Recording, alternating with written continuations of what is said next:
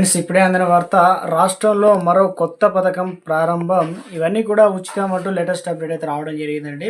So ఆ వివరాలు ఏంటనేది కూడా వీడియోలో తెలుసుకుందాం. వీడియోని చివరి వరకు చూడండి, అర్థమవుతుంది. మొదటిసారి ఛానల్ వస్తే తప్పకుండా సబ్స్క్రైబ్ చేసుకోండి. చూస్తున్నారు కానీ లైక్ చేయడం మర్చిపోతున్నారు అనమాట. వెంటనే లైక్ చేయండి. వీడియోలోకి అయితే వెళ్ళిపోదామండి. ఎక్కడంటే ఆంధ్రప్రదేశ్ రాష్ట్రంలో దివ్యాంగుల సంక్షేమం కోసం ముఖ్యమంత్రి నారా చంద్రబాబు నాయుడు నేతృత్వంలో ప్రభుత్వం దివ్యాంగ శక్తి అనేటువంటి సరికొత్త పథకాన్ని అయితే ప్రకటించారనమాట.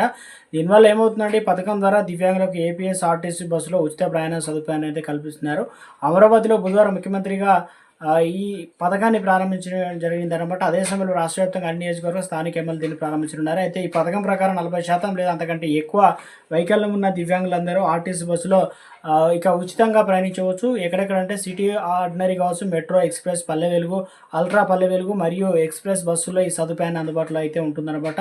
ఏపీఎస్ ఆర్టీసీకి చెందినటువంటి మొత్తం 7,264 బస్సుల్లో అంటే దాదాపు 73% బస్సులో దివ్యాంగులకు ఉచితంగా ఎక్కడి నుంచి ఎక్కడికైనా వెళ్ళవచ్చు. అంతేకాకుండా తోడుగా వచ్చే సహాయకులకు కూడా టికెట్ ధరలో 50% రాయితీ అనేది కల్పించడం విశేషం.